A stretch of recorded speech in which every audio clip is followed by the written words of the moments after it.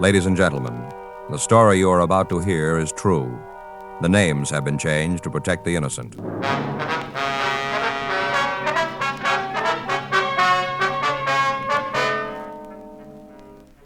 You're a detective sergeant. You're assigned to homicide detail. A young girl has been found in a cheap hotel room, apparently an attempted suicide. There's reason to suspect foul play. Your job, investigate.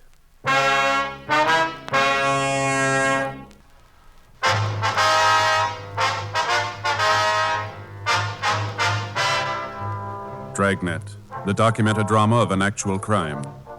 For the next 30 minutes, in cooperation with the Los Angeles Police Department, you will travel step by step on the side of the law through an actual case transcribed from official police files. From beginning to end, from crime to punishment, Dragnet is the story of your police force in action.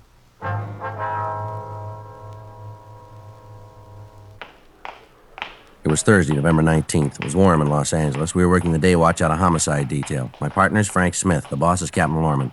My name's Friday. We'd just gotten a call from Georgia Street Receiving Hospital, and it was 9:46 a.m. when we got to the second floor. The treatment room. Yes? Would you like to see Dr. Hall, please? Come in, Joe. Joe, Frank? Hi, Doc. Is this the girl? Yeah. How's she doing? Well, not sure yet. Just finished the transfusion. And when you gonna know? We think she's going to live, but there's no way of telling right now how much damage has been done to the brain tissue. Mm-hmm. Bad bruise on her face. Must have received a bad blow. Might have gotten it when she fell. Mm-hmm. Let's go outside, huh? I can use a smoke. Okay. Well, if there's any change, I'll be out in the hall. All right, Doctor. You got a cigarette? I'm fresh out. Yeah, here you are. Frank? Yeah, thanks. Here's a match. Thanks. I didn't know you gave transfusions in cases like this, Doc. Don't have to very often. You see, a thing like this, the carbon monoxide in the gas joins with the hemoglobin in the red cells, won't let go. Blood takes the monoxide through the system and suffocates the brain tissue. We've given her some choramine, helps speed up the heart action. Way it looks, she's got a good chance of living, but we won't know how bad it really is until later. It's a rough one, isn't it? You find out who she is? Well, according to the stuff we found in her wallet, her name's Mona Fenton. Another thing that doesn't make much sense, Doc. She registered into the hotel as Mrs. John Norris. Near as we can find out, she wasn't married. How'd you come up with that? Well, when the office got word about it, we tried to get in touch with her husband. We called the phone number on the ID that we found in her wallet, talked with her mother. She says the girl's single. Well, how about the guy she was with? You been able to talk to him? No, haven't found out who he is. Name doesn't check out, huh? Not that we can find. How about the mother? She give you anything? Well, we just talked to her for a minute. We're going over there when we leave here. Maybe she can come up with some answers. I sure hope so. Couple of more questions you can ask her. Yeah? What's that? Find out if the girl's been under a doctor's care. What do you mean? Checked her over when she came in, found marks. On her arms? Yeah, I think she's an addict.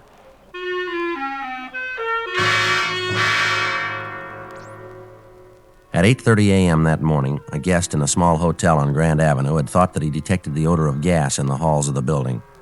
He notified the desk clerk, and together they conducted a search of the premises. Finally, they ascertained that the escaping gas was coming from a room on the third floor of the hotel. When the desk clerk got no answer to his calls, he used a passkey to open the door. Sprawled across the bed was a girl who appeared to be in her early 20s. The gas heater in the room had been turned on full and the windows were closed, locked and stuffed with pieces of torn sheets to keep the fumes in the room. The quick action of the desk clerk had undoubtedly saved the girl's life. While the hotel guest called an ambulance, the clerk turned off the gas, opened the windows, and administered artificial respiration to the girl until the ambulance crew arrived. As an attempted suicide, the homicide detail had to make an investigation, and Frank and I were assigned to the case. After we'd talked to Doc Hall at Georgia Street Receiving Hospital, we drove down to the hotel where the girl had been found. Right in here. Anybody been in this room since the other officers left? No, sir. Told me to lock it until you could see it. All right, sir. Now, this is just the way you found it, is that right? Well, yes, of course, the gas is turned off and I opened the windows, but everything else is the same. I see. From what you said on the phone, she came in last night, is that right? Yes, sir. At least that's what the registration book says. They checked in at 10:15. Did you take care of him? No, I was out to dinner when they got here. Who checked him in? Jeff Christensen. Is he around? No, not right now. He'll probably be back tonight. You know where we can find him? I don't know. See, Jeff got paid last night. Got his week's wages. Last I saw him, he was on his way out on the town with some of his friends. Jeff goes out on the town. Maybe we don't see him a couple of days. I see. But you figure he'll be back tonight, huh? Oh, yes. Jeff only worked a couple of days last week, so he ain't gonna go on much of the town. Mm-hmm. Did you see the man Miss Fenton came in with? No, I didn't. They were already in the room when I got back from dinner. I checked the book. I got the money from Jeff before I left. The man must have gone out sometime early this morning. I guess I was asleep. My room's just back of the desk. Fella must have got out while I was asleep. I see. Did you get any calls from the room at all? Not a one. Like I told those uniformed officers we here, I didn't see 'em at all, not a people. Matter of fact, I was thinking how nice and quiet they were. But the way the room looks, they sure must have had some sort of argument. Yes, sir. Huh. Would you know if they brought any baggage with them? Matter of fact, I know they didn't. Sure looks like they did some heavy drinking, don't it? Mm-hmm. Yeah. Glasses, that bottle's almost empty. Yeah. I'd rather you wouldn't touch the bottle. Oh, yeah, well, I won't. Say, you talked to the girl's people yet? No, sir, we haven't. But you're planning to see 'em, aren't you? Yes, sir. Yeah, I wonder if you'd do me a favor. You know when you see her people? Yes, sir. What's that? Well, I don't much mind the dirty glasses and having to straighten the room up. That's all part of the hotel business. But I wish you'd say something about the torn sheets. Tell the people about 'em. I don't want to cause no trouble, but maybe if they know how about the sheets were all torn up, they'd want to make good on 'em. You will mention them, won't you? Hmm? Yes, sir. I'll call the office, Joe. Have them send out a crew, see what prints we can lift. All right, fine. Who else has a pass key to this room? Oh, you mean beside me? Yes, sir. Well, ain't nobody. Where's the key kept? That hangs on a nail next to the desk. That big nail there, it hangs right on it. Now, when you came into the room, did you notice if there was anything around the door to keep the gas inside? I don't follow you. Well, you found pieces of torn sheets around the windows, you say. Now, was there anything like that with the door? Oh, yes, I'm with you now, yeah. Now, let me think. As I remember, no, there wasn't nothing there, just around the windows. Mm-hmm. Was the key in the lock when you came up here? You mean inside the room? Yes, sir, that's right. No. The reason I know that for sure is that I looked through the keyhole, tried to see what was in the room. No, sir, the key wasn't in. Of course, that don't mean nothing. Sir?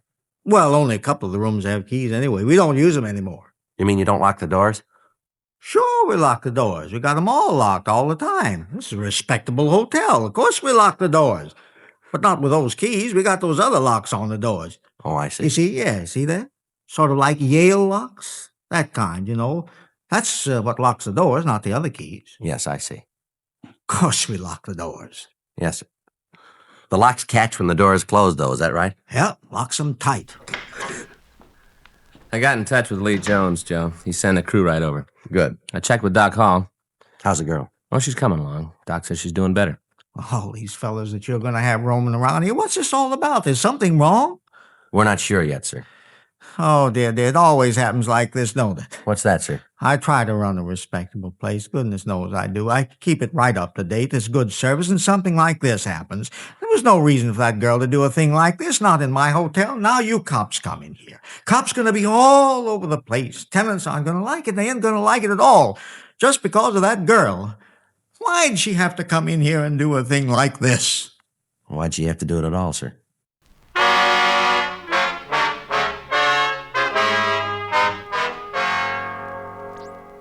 "11:26 a.m. We questioned the people in the hotel. None of them could remember hearing any undue noise coming from the room where the girl had tried to kill herself. Normally, the investigation would have been routine, but with the possibility of foul play, we had to check every angle and then check it again. The crew from the crime lab arrived and went over the room. Under the bed, they found an empty capsule, the type commonly used to dispense heroin. They also came up with a clean set of fingerprints on both glasses. They were photographed, and the water glasses themselves were removed to the crime lab to be booked as evidence. The registration card the couple had signed was turned over to Don Meyer in handwriting.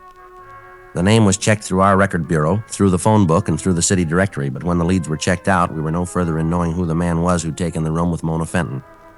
Word was left at the hotel for the handyman to contact us as soon as he returned. Word was also left that if the man who'd registered with the Fenton girl returned, we were to be called. 11:45 a.m. The men from the crime lab finished their investigation and returned to the office to compile the results. Frank and I left the hotel and drove out to the address listed on the girl's identification. It was a large white colonial home near one of the colleges. We rang the doorbell and waited.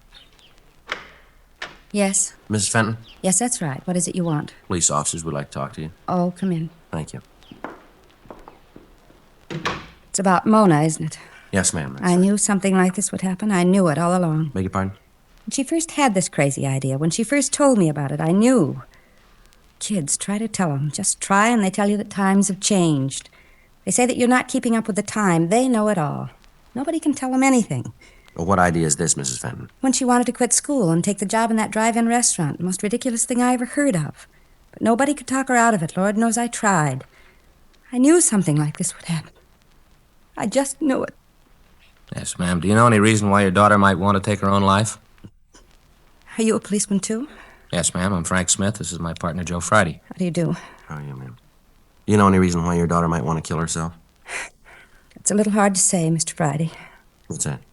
Mona and I had quite an argument about her leaving school. It was one of those silly things that starts and gets all out of hand, you know. We both have pride, and neither one of us was going to back down. Mm-hmm. I haven't seen Mona to talk to for over a month. Does she live here, ma'am? Yes, she does, Mr. Smith. If there's an outside entrance to her room, she comes and goes as she pleases. Doesn't eat her meals here, so I hardly ever see her. Mm-hmm. Do you know if she's been under a doctor's care? No, I don't think so. Why do you ask that? Well, is your daughter a diabetic? No, she isn't, Mr. Friday. Why all these questions about Mona and a doctor? What are you trying to find out? Does your daughter have any special boyfriends, Mrs. Fenton? She did have. Who was that? Richard Burdick, nice boy. Mona and he were planning to get married when they got out of school. Then, along with everything else, that just blew up. Everything seemed to go all at the same time. Did your daughter have any trouble with this Burdick? No, nothing you could call real trouble. It's just that they agreed to disagree. It was Mona's idea. Richard didn't want anything to change. He was very much in love with her. Uh-huh. Does he know about this? I don't think so, Miss Fenton. We haven't told him. I don't know what he's going to do when he hears about it. It's going to hit him awfully hard. He's the sensitive type. Does your daughter have any close friends that she might confide in? I suppose she does. She's talked about some of the girls where she worked. Would you give us their names, please? Oh, yes, I will. I'll write them down for you, those I can remember. All right, fine. Has your daughter been in good spirits lately? As far as I know, yes. She's always seemed happy enough when I saw her. I told you we haven't said much more than hello the last month, but she seemed happy. Mm-hmm. You said that she broke up with this Burdick boy, is that right? Yes. When was that? 6 weeks, 2 months ago. You know what caused it? The job, all the other things. Mona kept making dates with him and then breaking them at the last minute. I guess Richard just got tired of being stood up. Well, did he and your daughter have any arguments that you know of? No. They just decided that it wouldn't work out for them. They just decided to stop seeing each other. Did your daughter have any other steady boyfriends? Anyone that she saw quite a bit of, maybe? Well, there was one boy. He was quite a bit older than Mona. She saw a lot of him the last couple of weeks. You know who he was? No, I never met him. I only saw him once. What if you could describe him for us? No, I'm afraid I can't. He drove by for Mona one night, going to pick her up for a date. Parked out in front and honked the horn. I see. I went to the front door to tell him to come in. Mona wasn't ready yet, but he wouldn't. Just sat out there and waited. I didn't get a good look at him. Could you describe the car for us? Not good. It was one of those foreign cars, a convertible. I think it might have been a Jaguar. I'm not sure about that, though. But you're sure it wasn't an American automobile? Yes, I'm sure about that. All right. How about the color of the car? Can you tell us that? It was awfully dark out there. I'm not sure. I'd rather not say, officer, if I can't be sure. You understand that. I wouldn't want to tell you something and then have it turn out to be wrong. You can understand that, can't you? Yes, ma'am, of course. Did you see Mona this morning? Yes, we did. Is she all right? They think so, yes. Aren't you sure? Well, when we talked to the doctor, they were doing everything they could. They seemed to think that she was going to be all right. Thank God. It's so hard, Mr. Friday, to know that your child is sick, that she tried to kill herself, to want to go to her and not be able to. It's so hard. Try to take it easy if you can, Miss Fenton. If you'll just give us the names of the girls that she might know, we'll be on our way. Yes, I'll write them for you. Thank you. Excuse me? Shirley? Hello? Yes, it is. What? Yes, they're here. Just a moment. It's for you. I'll get it, Joe. I'll get those names for you, Mr. Friday. All right, fine. Did your daughter ever refer to this man in the foreign car by name? No, I don't think she did. All I know is that whenever she went out with him, it was the big date of the bunch. How often did she see him? Maybe a couple of times a week. Might have been more. I had no way of knowing what she was doing. She kept pretty much to herself when she met him, but I could tell he was the big thing in her life. He was it. Joe? Yeah. See a minute? Yes, excuse me, Miss Fenton. I'll finish this list. Thank you.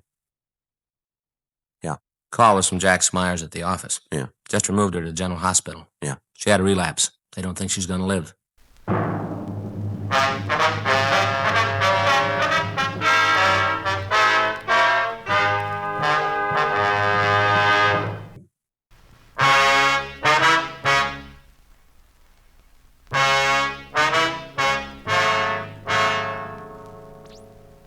We obtained the name of the drive-in restaurant where the Fenton girl was employed. We also got the names of the girls that she worked with and the address of her boyfriend, Richard Burdick. Mrs. Fenton also gave us a list of names of persons who might be able to aid us in the investigation. Under further questioning, the mother was still unable to furnish us with a motive for her daughter's attempt to take her own life. The apparent lack of a motive, or any type of a suicide note, coupled with the bruise on the girl's chin, made the likelihood of foul play more than possible. 12:57 p.m. We left the Fenton home and drove over to the drive-in. We stopped on the way and put in a call to the office. There still hadn't been any report of the handyman at the hotel, the only person who could give us a description of the man who'd registered at the place with the Fenton girl. When we got to the drive-in, we asked about a Peggy Griegson, one of the girls on the list. After a few minutes, the girl came over to our car. You want to see me? You Peggy Griegson? Yeah, why? We'd like to ask you some questions about Mona Fenton. Who are you guys? Police officers would just like to talk to you. I gotta get it okayed with the manager. I'm on duty now, lunchtime. Pretty busy. I gotta get it okayed. I'll take care of it. All right, fine. I'll check with the manager, Joe. Right. Hope this isn't gonna take long. I got a couple of customers waiting for orders. My partner will take care of it. Well, ain't the manager knowing that worries me. It's the tips they're gonna leave. Make what I do, and the tips are important. Yes, ma'am. What's all this about Mona, anyway? What are the cops after her for? Well, she tried to kill herself this morning. Mona? Yes. Why? Why'd you do a thing like that? Well, we thought maybe you could help us there. Why, me? I haven't got anything to do with it. Well, we understand you were pretty friendly with her. Well, sure, I was a friend of Mona's, but I don't know anything about no suicide. I don't know anything about it, and I don't want to. Do you know any reason she might try to take her own life? Not a reason in the world. Not Mona. Do you know if she was under a doctor's care for any reason? No. I mean, I don't know. She didn't say anything about it, never said a word. Why she... Well, that's what we're trying to find out. Can you think of any enemies she had? Anybody who might have wanted to hurt her? How far is this going to go? Well, how do you mean, miss? I mean, who's going to hear about this? Who's going to hear the answers I'm going to give you? Well, no one. Now, what do you got for us? Well, I'll give you this for free. If anything happened to Mona, you go talk to Dick Burdick. Talk to him. He'll be able to tell you. Why'd you say that? Because it's true. No other reason. He's a real bum. You ask me, I think there's something wrong with him. You know, in the head. Would you have any reason to say that? All the reason in the world.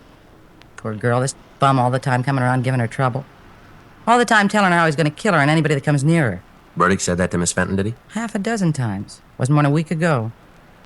Mona told me she told him off, told him to get lost. She didn't want any part of him, to leave her alone. He made a big scene. Mona told me all about it. One day this Terry drove in here. Got one of those flashy foreign cars. A Jaguar? I think so, yeah. All right, go ahead. Well, one day he drove into the place. Mona took care of him. I guess he liked Mona. He kept coming back, always parked in her station. Anyway, this Burdick kid found out about it. Wasn't anything for him to worry about, but he made a big thing about it. Mm-hmm. Told Mona she was supposed to stop seeing Terry. Said if she didn't, he was going to cause real trouble. Did he say what he was going to do? Well, I think he was kidding. I don't think he really meant it. He's just a kid. Well, what did he say? I really don't think he meant it. Well, all right, now, what did he say to her? Said if he found them together again, kill them both.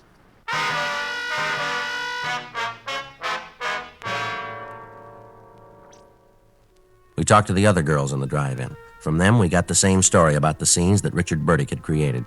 We got more information about the threats that he'd made against the Fenton girl and Terry Hamilton. From one of the girls, we got the address of Hamilton. 2:45 p.m. We left the drive-in and drove over to the address of the girl's boyfriend, Richard Burdick. We talked to the landlady. She told us that the Burdick boy had regular habits. He paid his rent on time. He never had any visitors. She told us that he wasn't in his room at that time, but she said that she'd let us in. In her company, we went upstairs. She unlocked the door, and Frank and I went in. Want to check the bedroom? I'll take the kitchen. Yeah.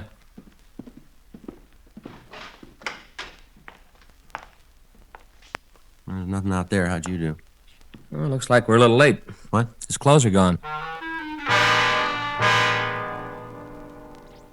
We checked the room further. Every indication was that Richard Burdick had left the apartment in a hurry. We talked to the landlady again. She could give us no reason for his disappearance. She gave us the name of his employer. We put in a call to them, but they told us that Burdick had failed to show up for work that day. 4:15 p.m. We put in a call to the hotel on Grand Avenue, but the handyman still hadn't returned and there'd been no word from him. We went back to the office and checked the name Richard Burdick through R&I, but we found no criminal record for anybody answering his description. We put out a local and an APB on him. At 4:39 p.m., we got a call from General Hospital telling us that the Fenton girl had regained consciousness and that we could talk to her. Frank and I left the office and traveled Code 2 out to the hospital. The doctor on duty told us that the girl was out of danger, but that she was very weak. He asked us not to get her excited, and he led us into her room. Miss Fenton? Yes, who are you? Police officers. Why can't you leave me alone? Go away. Just a couple of questions we'd like to ask you. I don't want to talk to anybody. Why didn't you leave things the way they were? Why didn't you leave me alone? Well, you had a lot of people worried, miss. No reason for it. It'd be better all the way around if things had happened the way I planned them. And you did try to kill yourself. Yes. Who was with you in that hotel room? You mean Mr. Morris? Yeah. It was Terry. It was always Terry. He was going to marry me, then he didn't. He said he would, and he didn't. That why you did what you did? Yes. You use narcotics, Miss Fenton? Hmm? You use narcotics? Yes, that was Terry's idea, too. I think that's all he wanted with me, just to get me hooked so I'd have to do what he said. I think that was the reason. How about this Richard Burdick? What about him? Do you have anything to do with you deciding to take your own life? In a lot of ways. The biggest mistake I ever made was leaving Richard. I thought it was smart, real smart. I was going to show him. Terry said he'd marry me, said he was in love with me. Did he get you started on narcotics? Yeah. At first it wasn't so bad. I loved him, really I did. Then when I had to have the fixes, he changed. Told me he couldn't give it to me anymore, that I was going to have to pay for it. I tried to tell him that I loved him, that I wanted to be with him. That's why I went to the hotel to talk it over. Try to come to an understanding, some kind of an understanding. Mm-hmm. He said that he didn't want to have anything to do with me, that he wanted no part of me anymore. Said that I was going to have to pay for the H from now on. I didn't have any way to pay for it. He said it wasn't any of his business. Is he a user? Yes. It's all so stupid, Ma'am? The whole thing, I had it real good all the way around. And then I went ahead and ruined everything, tore it all down. Even if I'd have killed myself, it would have been no answer. Not the right answer, anyway. I know that. I know it real well. All right. Can you tell us where we can find this Terry? You bet I can. I want to see him feel like I do. I want him to know what it's like. Will you be willing to meet with him? Make a buy of narcotics for us? You name the time, I'll be there. I'll be there if I have to crawl. All right. You better get some rest now. I guess so. I'm pretty tired. Did you see my mother? Yes, ma'am. Is she real mad at me? No, I don't think she is. Would you call her? Ask her to come and see me? Tell her I'm sorry. Tell her I want to see her. No, she'll be glad to hear that. I hope so. I got so much to tell her and Richard. So much to tell them both. All right, Miss Fenton. We'll get in touch with her. And you tell me when you want me to call Terry. You tell me. All right, we will. Terrible thing, isn't it? What's that? Terry. He's been around a long time. Must be other girls in the same fix all because of him. Girls who have a bad habit and have to do what he says. Girls like me, terrible. Nobody knows how many. Yes, ma'am. Where's it gonna end? When you meet him.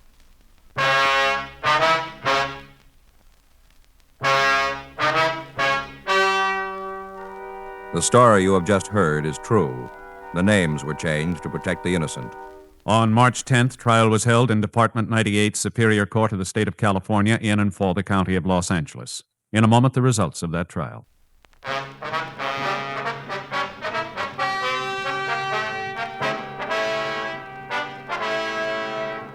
Terry Norris Hamilton was tried and convicted of violation of the State Narcotics Act, a felony, 1 count. He received sentence as prescribed by law. Violation of the State Narcotics Act, a felony, is punishable by imprisonment in the state penitentiary for a period of from 1 to 5 years. Mona Irene Fenton pled guilty to the same charge and was placed on probation for a period of 3 years with the provision that she be placed under the care of a competent psychiatrist.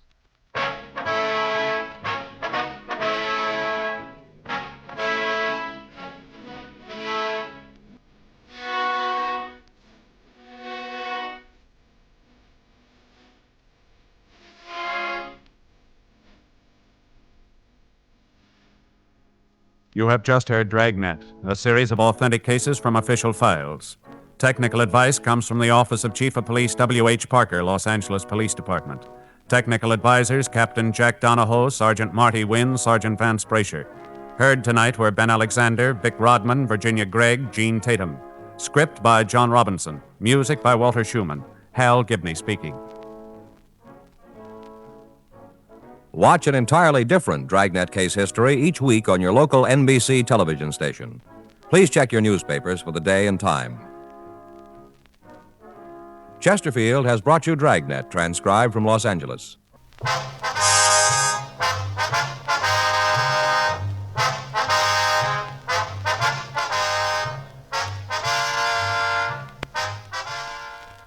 Hear John Cameron Swayze and the news next on the NBC Radio Network.